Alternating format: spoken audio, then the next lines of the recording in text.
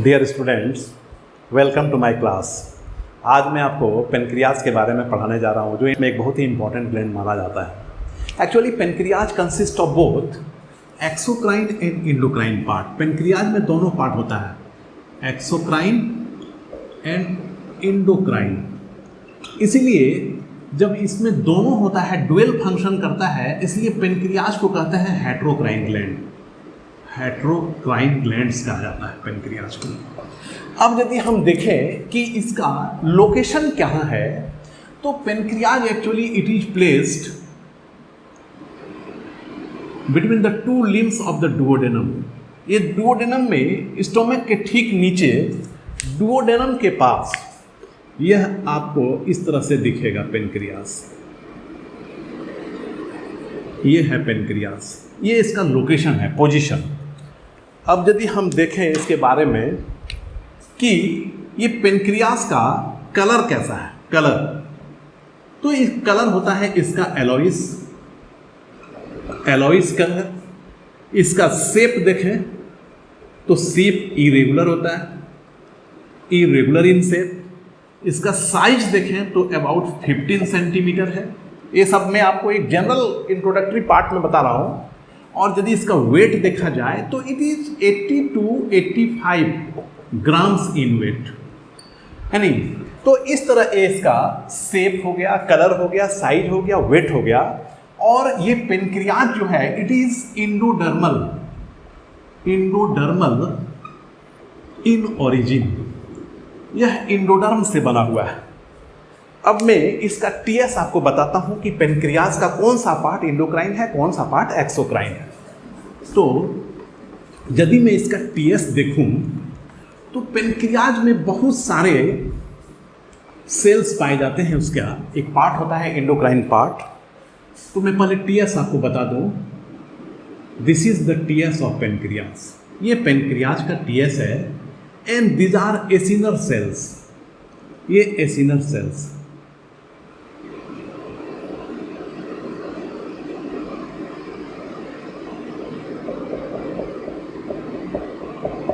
ये हो गया। और किनारे में कुछ सेल कट जाता है। जब इसका सेक्शन कटिंग होता है तो किनारे में कुछ सेल कट जाएंगे।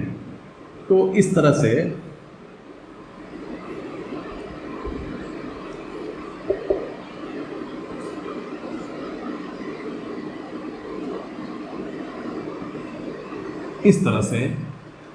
आप इसको सेल का फॉर्म भी दे सकते हैं, जैसा चाहे आप वैसा दे सकते हैं। ये मैंने समझाने के लिए बनाया है। ये भी है, इसको हम लोग बोलते हैं एसिनर सेल। एक एक सेल को बोलते हैं एसिनर सेल और पूरे को बोलते हैं एसिनी। पूरा एक स्ट्रक्चर को एसिनी बोला जाता है, एसिनी। एक्चुअली एसिनी और एसिनर सेल एक्चुअली यही है exocrine part of pancreas. And यह सीक्रेट करता है एंजाइम्स, है नहीं। अब देखते हैं हम लोग कि इसके बीच में क्या होता है कि ग्रुप ऑफ सेल्स होते हैं। ये एसिनर सेल के बीच में बहुत सारे ग्रुप्स ऑफ सेल्स होते हैं। 4 different types of groups of cells होते हैं। इस तरह ग्रुप ऑफ सेल्स होता है हर जगह। जहां पर एसिनर सेल्स होगा यहीं पर इस तरह का ग्रुप होगा।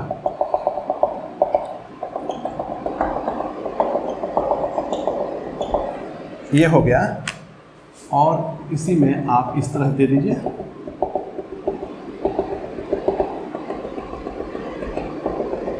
ये 4 टाइप्स ऑफ सेल्स होते हैं। 4 डिफरेंट टाइप ऑफ सेल्स होता है।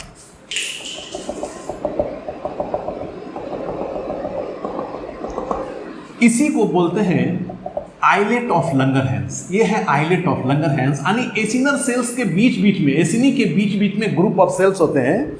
दे are said to be islets of Langerhans. इसको आइलेट ऑफ लंगरहैंस कहा जाता है।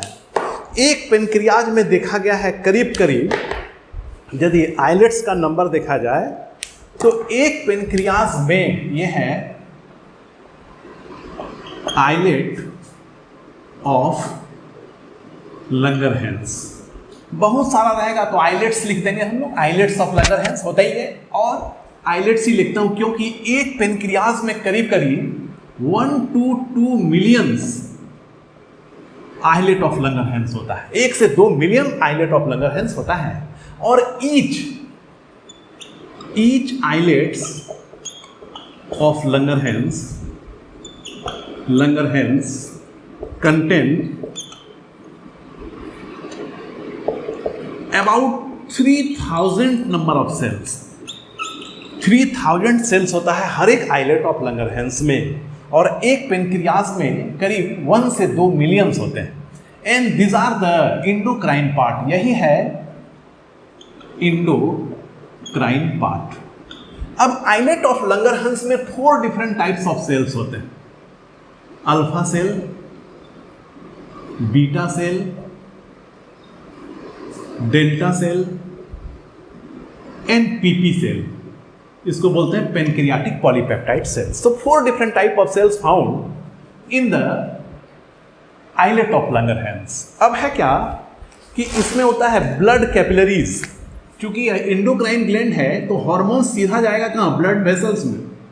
ये है ब्लड वेसल्स, तो बहुत सारे ब्लड वेसल्स होते हैं एसिनल सेल्स के बीच बीच में, ये ब्लड वेसल्स, ब्लड वेसल्स। तो और इसमें आप कनेक्टिव टिश्यू दे दीजिए जो इसको जोड़ता है। This is the TS of pancreas, यह पेनक्रियाज का टीएस ऑफ पेनक्रियाज। तो आपने देखा कि एक टीएस में हम लोग पेनक्रियाज में क्या क्या देखे, ये एसिनर सेल है, ये एसिनी है, बीच बीच में क्या है, ये एसिनर सेल्स, एसिनी के बीच में होता है आइलेट ऑफ लंगरहैंस। अब islet of Langerhans consist of 4 different type of cells and this is the endocrine part of the pancreas. अब हम लोग इसमें देखेंगे कि कौन सा सेल कौन सा हार्मोन्स को निकालता है। मेन हम लोग को हार्मोन्स ही पढ़ना है, तो मैं अब आपको बताता हूँ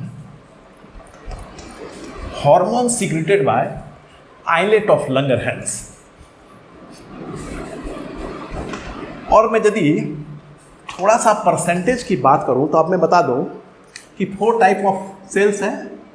नंबर 1 अल्फा सेल, इसका परसेंटेज होता है 20%।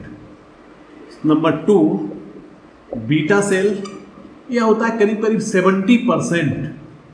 एंड डेल्टा सेल, ये होता है 5%। एंड पीपी सेल्स, इसका नंबर भी होता है 5%। एंड इट कंटेन्स अबाउट, ये जो आइलेट ऑफ लंगरहैंस है यह करीब 1.5 to 2% of the pancreatic volume. Pancreatic volume पूरे पेनक्रियाज का 1.5 to 2% जो है वो आइलेट ऑफ लंगरहैंस ही होता है, ये बनाता है। अब मैं बताऊं कौन सा हार्मोन्स निकलता। Alpha cell secretes glucagon, beta cell secretes insulin, delta cell somatostatin and pancreatic polypeptide cell pancreatic polypeptide hormones निकालता है, ये हार्मोन्स निकालता है। अब है क्या, ये सभी प्रोटीन है, सभी peptide hormones, all are peptide hormones होते हैं, सभी पेप्टाइड हार्मोन्स यानी सभी प्रोटीन के बने होते हैं। अब मैं बारी बारी से एक एक के बारे में आपको बताता हूँ, उसके बाद हम दोनों का सबका एक एक का फंक्शन देखेंगे। तो सबसे पहले मैं बता रहा हूँ ग्लूकागोन। ये जो ग्लूकागोन है, नंबर 1 ग्लूकागोन। एक्चुअली ग्लूकागोन बना होता है 29 एमिनो एसिड्स का, और दूसरा है इंसुलिन, और इंसुलिन बना होता है 51 एमिनो एसिड्स का। हम दोनों का फंक्शन एक साथ इसलिए बताना चाहते हैं क्योंकि दोनों एंटागोनिस्टिक है, यानी एक को बताएंगे तो उसका रिवर्स कर देंगे तो दोनों का आपको एक साथ दिखने लगेगा। तो इंसुलिन 51 एमिनो एसिड्स का बना, इसका स्ट्रक्चर थोड़ा जानना जरूरी है क्योंकि इंसुलिन एक्चुअली बना होता है प्रो इंसुलिन का, और प्रो इंसुलिन होता है 84 एमिनो एसिड्स का बना होता है प्रो इंसुलिन। और इसी में दो जगह क्लीवेज होता है, एक बनाता है alpha chain is also called A chain, और ये है beta chain, this is also called B chain. तो ए चेन बना होता है 21 एमिनो एसिड्स का, यहाँ से यदि 1 काउंटिंग करेंगे तो 21 और यहाँ से 1 करेंगे तो 30, और दोनों के बीच में डाइसल्फाइड बॉन्ड होता है, ये हो गया। और ये दोनों मिल करके 30 और 21 ये दोनों मिला के 51, यही है इंसुलिन। और प्रो इंसुलिन में ये जो 33 एमिनो एसिड्स है इसको बोलते हैं सी पेप्टाइड, जिसको कनेक्टिंग पेप्टाइड कहते हैं, यही अलग हो जाता है, ये निकल गया। Now this is called insulin. अब मैं बताता हूं function of glucagon and function of insulin, एक साथ में बताता हूं। एक्चुअली होता क्या है कि इंसुलिन और ग्लूकागोन दोनों का फंक्शन बिल्कुल रिवर्स है। एक ब्लड के लेवल, ग्लूकोज लेवल को बढ़ाता है और दूसरा घटाता है, इसलिए बिल्कुल एंटागोनिस्टिक है। तो आप देखेंगे तो आपको समझ में आएगा कि कितना आसानी से हम लोग इसको डील कर लेंगे। Suppose this is islets of Langerhans, तो इधर में ले लूं बीटा सेल और ये है अल्फा सेल। तो अल्फा सेल निकालता है ग्लूकागोन, और बीटा सेल निकालता है इंसुलिन। अब ग्लूकागोन को इसका जो टारगेट होता है, यानी कहां पर यह काम करेगा, तो इसका मेन टारगेट होता है लीवर एंड एडिपोज टिश्यू। और इसका जो टारगेट होता है ये होता है liver, muscles and adipose tissue, ये तीनों जगह पर इसका टारगेट है। तो पहले मैं ग्लूकागोन को बताता हूं। ग्लूकागोन का काम क्या है? ग्लूकोज लेवल को बढ़ा देना। The main function of the glucagon is to increase the glucose level in the blood. तो कैसे बढ़ाएगा? तो जहां जहां ग्लूकोज ग्लाइकोजेन के फॉर्म में जमा है, यानी जिस फॉर्म में जमा है उसको तोड़ता है, इसलिए ग्लूकागोन को बोलते हैं कैटाबॉलिक हार्मोन,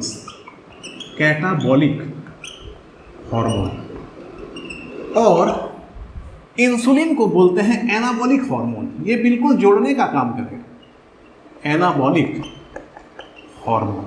अब देख कितना आसानी से समझ में आएगा। एक कैटाबॉलिक है तो दूसरा एनाबॉलिक है। यह क्या क्या काम करेगा? तो यह जाएगा लीवर में। कहाँ जाएगा? यह लीवर में, लीवर सेल। और लीवर में पहले से क्या है? ग्लाइकोजेन। इसके बाद है क्या कि यह दूसरा सेल है एडिपोज टिश्यू, ये हो गया लीवर। दूसरा है एडिपोज टिश्यू। तो एडिपोज टिश्यू में क्या होता है? फैट और प्रोटीन भी है, दूसरे सेल्स में प्रोटीन भी है, प्रोटीन है। तो यह ग्लाइकोजेन को तोड़ेगा और ग्लूकोज बनाएगा। देखिए, यह एडिपोज टिश्यू से फैट को तोड़ेगा और ग्लूकोज बनाएगा, और यह प्रोटीन से क्या करेगा कि इसको ब्रेक डाउन करेगा और फिर ग्लूकोज बनाएगा। देखिए, हर जगह से यह क्या करता है कि जो जमा ग्लूकोज है उसको तोड़ करके ब्लड में ग्लूकोज लेवल को बढ़ा देता है। तो कैसे? तो इसको बोलते हैं ग्लाइकोजेनोलाइसिस। देखिए, ग्लाइकोजेनोलाइसिस किया तो ग्लाइकोजेन को तोड़ के ग्लूकोज को लेवल को बढ़ा दिया ब्लड में। एडिपोज टिश्यू में क्या करता है? लाइपोलाइसिस करेगा तो फैट को तोड़ देगा, free fatty acids plus glycerol, और फिर यह बाद में बदल गया किसमें? ग्लूकोज में। प्रोटीन में क्या करता है? यह एमिनो एसिड्स को ग्लूकोनियोजेनेसिस कराता है, जेनेसिस, और ग्लूकोज लेवल को बढ़ा दिया। इस तरह से आप देख रहे हैं हर जगह ग्लूकोज लेवल को बढ़ा रहा है। और क्या करेगा? It reduces the absorption of glucose by muscle cells। यह ग्लूकोज के एब्जॉर्प्शन को रोक देता है। यदि एब्जॉर्ब हो जाएगा, टिश्यू में चला जाएगा, तब तो ऑक्सीडाइज हो जाएगा, जाने ही नहीं देगा, तो क्या होगा? ग्लूकोज का लेवल बढ़ा देगा। इस तरह से यह केवल ग्लूकोज के लेवल को बढ़ाता है, इसलिए इसको बोलते हैं ग्लूकागोन को हाइपरग्लाइसेमिक हार्मोन कहा जाता है।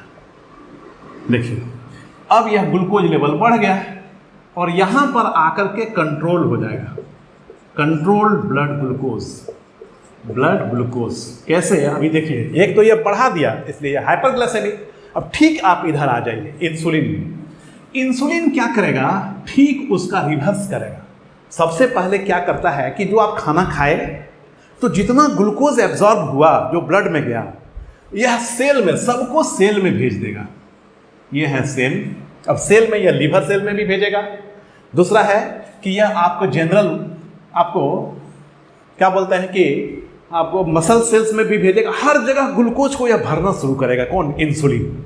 इंसुलिन का काम क्या है कि यह सेल परमेबिलिटी को बढ़ा देता है। It increase the cell permeability. तो जितना भी ग्लूकोज बना, सब ग्लूकोज को, जैसे यह ग्लूकोज बना के अलग कर दिया, सबको ब्लड में बढ़ा दिया। अब उसी ग्लूकोज को यह क्या करेगा, यदि बढ़ गया ब्लड में तो सबको सेल के अंदर में डालेगा। यह सेल के अंदर में जा रहा है ग्लूकोज। अब जो ग्लूकोज सेल के अंदर चला गया, glucose entering inside the cell get oxidise. वहां क्या होता है? ग्लाइकोलाइसिस होगा, क्रेब्स साइकिल होगा और सारा ग्लूकोज खर्च हो जाएगा। इसको बोलते हैं oxidation, oxidation of glucose to release energy in the form of ATP. देखिए खर्च करा दिया ग्लूकोज को। तो it increase, insulin increase the cell permeability. यह सेल परमेबिलिटी को बढ़ाता है और ग्लूकोज को ऑक्सीडाइज कराएगा और वो बना देगा क्या? एटीपी। तो पहले खर्च करा दिया, ग्लूकोज लेवल को डाउन करा दिया। दूसरा क्या करेगा? यह चूंकि लीवर सेल है तो यहां ग्लूकोज ग्लाइकोजेन के फॉर्म में जमा होगा। यहां टूट रहा था, देख रहे? तो ग्लाइकोजेनोलाइसिस। यहां क्या करेगा? यहां कराएगा ग्लाइकोजेनेसिस, ग्लाइकोजेनेसिस करेगा। वहां लाइसिस था, लाइसिस, यहां जेनेसिस, यानी ग्लूकोज से ग्लाइकोजेन बन जाएगा। Glucose get converted into glycogen and stored in the liver cell, liver cell में जमा हो जाएगा।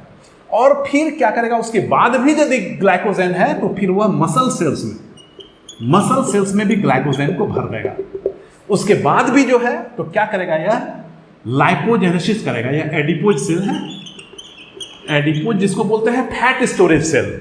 यहां पर लाइपोजेनेसिस कराएगा, लाइपोजेनेसिस, और क्या करेगा? फैट को जमा करा देगा। तो इस तरह देखिए आप, ग्लूकोज ग्लाइकोजेन में जमा हो गया लीवर में, और यदि बना तो क्या हो गया कि फैट के रूप में जमा हो गया। और यह एमिनो एसिड्स के इन्फ्यूजन को बढ़ाता है। जैसे यहां पर एमिनो एसिड टूटता है, ग्लूकोनियोजेनेसिस मैंने लिखा है, ग्लूकोनियोजेनेसिस होता है कहीं पर, ग्लूकोनियोजेनेसिस यानी कि प्रोटीन से भी ग्लूकोज बनाता है। यह क्या करेगा कि प्रोटीन को टूटने ही दे देगा और जोड़ेगा, एमिनो एसिड्स का इन्फ्यूजन करेगा, है नी? It infusion of amino acids, amino acids. और एमिनो एसिड से क्या होगा? बनेगा प्रोटीन। और protein is very essential for the growth and development of the body. तो एक चीज याद रखना है कि यदि इंसुलिन नहीं रहेगा तो ग्रोथ हॉर्मोन्स ऑलमोस्ट, है ना, no effect on the body. Growth तभी होगा जब इंसुलिन रहेगा। तो insulin plays very important role in the formation of protein. Protein synthesis में भी इंसुलिन का बहुत, और प्रोटीन क्या है? ये it help in the growth and development of the body. अब यहाँ पर आप देख रहे हैं कि हर जगह ग्लूकोज के लेवल को डाउन कर रहा है, यानी ब्लड से ग्लूकोज को ले जा करके और जमा कर रहा है बॉडी में। इसीलिए इसको बोलते हैं हम लोग क्या? ये सब हाइपोग्लाइसेमिक हार्मोन, हाइपोग्लाइसेमिक हार्मोन्स बोलते हैं। वो क्या था? हाइपरग्लाइसेमिक। यह ब्लड में ग्लूकोज लेवल को बढ़ा रहा था और यह घटा रहा है, हर जगह घटा रहा है। यानी वो जो करता था ठीक इसका यह उल्टा करता है। इसलिए ग्लूकागोन और इंसुलिन को बोलते हैं एंटागोनिस्टिक हार्मोन, एंटागोनिस्टिक हार्मोन्स कहा जाता है। एकदम याद रखना है इसको। अब थोड़ा सा इलेक्ट्रोलाइट पर मैं जाता हूं। क्या करता है कि इंसुलिन इनटेक कराता है। Intake of sodium, potassium and phosphorus is increased by the cell. ये क्या करता है कि इलेक्ट्रोलाइट में यह sodium, potassium and phosphorus is absorb कराता है। इट इंक्रीज यानी in the absorption of sodium, potassium and phosphorus by the cell. Cell के द्वारा इसको एब्जॉर्ब करा लिया जाता है। लेकिन ये क्या करता है कि सोडियम, पोटासियम एंड फास्फोरस को किडनी ट्यूबुल से रिलीज करा देता है, यानी एक्सक्रीट कराता है। It increases the excretion of sodium, potassium and phosphorus by the kidney tubules. इसे याद रखना ही बहुत इंपॉर्टेंट फंक्शन है। इस तरह अब क्या होगा कि यहां क्या था, it reduces the absorption of glucose by the muscles. यह क्या करेगा, it increases the absorption of glucose bye muscles, और इस तरह से यह ब्लड ग्लूकोज लेवल को कंट्रोल करता। तो दोनों मिल करके, एक बढ़ाता है ग्लूकोज के लेवल को और एक घटाता है। इस तरह दोनों मिल करके ब्लड ग्लूकोज लेवल को कंट्रोल करता है। अब है कि how does the secretion of insulin in glucagon is controlled. तो यह सेल्फ रेगुलेटरी है। क्या होता है कि जब ब्लड में ग्लूकोज का लेवल डाउन होगा, डाउन हो गया, घट गया, तो क्या होगा, automatically the alpha cell get stimulated. Alpha cell stimulate होगा। क्यों? क्योंकि डाउन हुआ है तो ग्लूकोज के लेवल को बढ़ाना है। तो ग्लूकागोन क्या करेगा, सारे प्रोसेस को करेगा, यानी जितना लीवर में ग्लाइकोजेन है उसको तोड़ के ग्लूकोज में बदलेगा और ग्लूकोज के लेवल को ऊंचा करेगा। यानी ब्लड में जब ग्लूकोज का लेवल डाउन हो जाएगा तो क्या होगा, stimulation of the beat alpha cell takes place. As a result it secrete glucagon and glucagon increase the blood glucose level. और ठीक रिवर्स, जब ब्लड में ग्लूकोज का लेवल राइज करेगा तो जैसे राइज करेगा तो beta cell get stimulated, beta cell stimulate होगा, और बीटा सेल जैसे ही स्टिमुलेट करेगा तो इंसुलिन का सिक्रेशन होगा, और इंसुलिन क्या करेगा, रिड्यूस और control the blood glucose level. इस तरह से दोनों ब्लड ग्लूकोज लेवल को मेंटेन करता है। तो ये था आपका इंसुलिन एंड ग्लूकागोन। और तीनों हम लोग देखें कार्बोहाइड्रेट मेटाबॉलिज्म में, तो इसमें क्या होता है, it increase the carbohydrate metabolism. कौन? इंसुलिन। इंसुलिन कार्बोहाइड्रेट मेटाबॉलिज्म को बढ़ाता है, यह सारा ग्लूकोज को सेल के अंदर डाल देता है, क्योंकि यह सेल के परमिबिलिटी को बढ़ा देता है, और सारा ग्लूकोज चला जाएगा। ग्लूकोज जैसे ही अंदर गया उसका ऑक्सीडेशन होगा और एनर्जी बनेगा, और जितना ऑक्सीडेशन हुआ वो हो गया, और जो नहीं हो पाया उसको ग्लाइकोजन में बदल कर लीवर सेल में, ग्लाइकोजन में बदल कर मसल सेल्स में, और फिर फैट में बदल कर उसको एडिपोज टिश्यू में जमा करता है। इस तरह यह ग्लूकोज के लेवल को डाउन करता है, और यह हर जगह ग्लाइकोजेनोलाइसिस करेगा, यानी ग्लाइकोजन को तोड़ेगा, लाइपोलाइसिस करेगा, लिपिड को तोड़ेगा, एमिनो एसिड्स में ग्लूकोनियोजेनेसिस करेगा, ग्लूकोज को बनाएगा। इसलिए इसका प्रोसेस और उसका प्रोसेस जस्ट रिवर्स। तो this is the function of glucagon and insulin. अब मैं आपको थोड़ा बता दूं कि यदि इंसुलिन का बहुत कमी हो जाए बॉडी में, तो रेगुलर कमी यदि हो जाए तो क्या होगा कि ग्लूकोज का लेवल ब्लड में बढ़ जाता है, और यदि लगातार ग्लूकोज का लेवल बढ़ जाए, जैसे नॉर्मल रेंज क्या होता है, नॉर्मल ग्लूकोज का जो रेंज होता है वो 93 टू 100 मिलीग्राम पर 100 ml ऑफ ब्लड,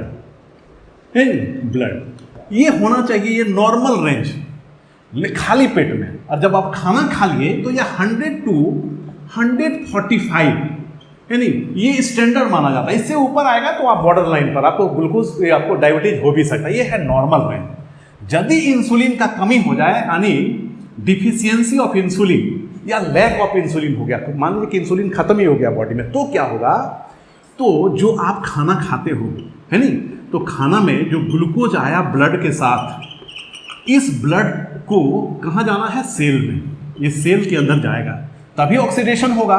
तो क्या होगा कि इंसुलिन है ही नहीं, तो सेल मेम्ब्रेन का जो पोर है इसका डायमीटर, यानी सेल परमिबिलिटी खत्म हो गया, बहुत कम हो गया। तो जो ग्लूकोज जाना चाहिए अब तो ग्लूकोज जाएगा ही नहीं, बहुत कम जाएगा। यदि 10 ठो को जाना चाहिए तो 1 ग्लूकोज 2 ग्लूकोज जा रहा है, बाकी सब बचा रह गया, तो इसमें ग्लूकोज का लेवल बढ़ जाएगा, और इसी को बोलते हैं डायबिटीज मेलिटस। डायबिटीज मेलिटस बोलते हैं, डायबिटीज मेलिटस। तो डायबिटीज मेलिटस में क्या होता है, लगातार यदि हाइपोगैल्सेमिया हो गया, हमेशा ब्लड ग्लूकोज का लेवल हाई रहेगा, यानी इससे ऊपर रहेगा ब्लड में, तो क्या होगा, आपको हाइपरग्लाइसेमिया हो जाएगा। इसी को बोलते हैं डायबिटीज मेलिटस। तो इसके सिम्टम्स क्या होंगे, तो सबसे पहले तो ब्लड ग्लूकोज लेवल हाई हो गया, हाइपरग्लाइसेमिया। दूसरा क्या होता है, ग्लाइकोसूरिया, ग्लाइकोसूरिया हो जाएगा। ग्लाइकोसूरिया मतलब होता है कि sugar present in urine, urine में भी शुगर हो जाएगा, और तीसरा होगा डायूरेसिस। डायूरेसिस यानी फ्रीक्वेंट टॉयलेट होगा, बार बार आपको टॉयलेट होगा और उसके साथ शुगर भी बाहर आएगा। इस तरह से यह है डायबिटीज मेलिटस। अब चूंकि होता क्या है कि डायबिटीज दो तरह का होता है, एक इंसुलिन डिपेंडेंट होता है, एक नॉन इंसुलिन डिपेंडेंट होता है। तो जो इंसुलिन डिपेंडेंट होता है वो कम खतरनाक होता है, लेकिन जो नॉन इंसुलिन डिपेंडेंट है वो तो बहुत ही खतरनाक होता है। जैसे क्या होता है, कभी कभी बीटा सेल फेल हो गया, बीटा सेल इंसुलिन बना ही नहीं रहा है, तो जब बना ही नहीं रहा है तो इंसुलिन का कमी हो गया, उसको बोलते हैं इंसुलिन डिपेंडेंट डायबिटीज। तो ऐसे में क्या होगा कि बाजार से आप इंसुलिन खरीद लेंगे, डॉक्टर आपको सलाह देगा कि इंसुलिन लीजिए, दवा लीजिए, तो आप बाहर से खा करके इंसुलिन को पूरा कर लेते हो। लेकिन इंसुलिन बना भी रहा है, लेकिन वो इंसुलिन फेल हो गया, वो क्या कर रहा है, ग्लूकोज को सेल के अंदर भेज ही नहीं पा रहा है, यानी the insulin is fail to supply the glucose inside the cell. Insulin ही फंक्शन करने में फेल हो गया, बीटा सेल फंक्शन करने में फेल नहीं है, बीटा सेल इंसुलिन बना दिया, लेकिन इंसुलिन फेल हो गया, ग्लूकोज को डाल ही नहीं पा रहा है कहाँ, सेल के अंदर, तो उसको बोलते हैं आपका नॉन इंसुलिन डिपेंडेंट, और ये बहुत खतरनाक होता है। तो इस तरह से हम लोगों ने देखा function of insulin and function of glucagon. अब बच गया क्या, सोमेटोस्टेटिन, जो डेल्टा सेल निकालता है, somatostatin, delta cell secrete somatostatin, somatostatin. तो आप याद रखिएगा कि ये सोमेटोस्टेटिन बहुत काम का, इट इनहिबिट्स नहीं both insulin and glucagon secretion, याद रखिएगा, it inhibits the both glucagon and insulin secretion, insulin secretion, यह दोनों के सिक्रीशन पर कंट्रोल करता है। It inhibits the secretion of somatotrophic hormones, STH, यानी सोमेटोट्रॉफिक रिलीज को भी, है नहीं, STH के रिलीज को भी यह कम करता है, रोकता है, inhibit. And it inhibit the gastrointestinal, है ना, फंक्शन, या गैस्ट्रोइंटेस्टाइनल फंक्शन को इनहिबिट्स गैस्ट्रो इंटेस्टाइनल फंक्शन। इस तरह हम लोगों ने देखा कि this is the function of somatostatin. And the last one is the, क्या बच गया एक तो आपका पेनक्रियाटिक पॉलीपेप्टाइड सेल, तो बहुत इजी है, PP सेल्स उसको बोलते हैं, PP cell. It secrete pancreatic polypeptide hormone, peptide hormones. क्या करता है पेनक्रियाटिक पॉलीपेप्टाइड हार्मोन्स, ये क्या करता है कि यह एसिनर सेल को, एसिनी को स्टिमुलेट करेगा टू सीक्रेट पेनक्रियाटिक जूस निकालता है। Pancreatic juice is the digestive enzymes which help in the digestion of the food. इस तरह हम लोगों ने देखा कि pancreas plays very important role in both exocrine and endocrine function, दोनों में इसका रोल होता है, इसलिए इसको हेटेरोक्राइन ग्लैंड कहते हैं। आशा है आपको समझ में आया होगा। Thank you, have a good day.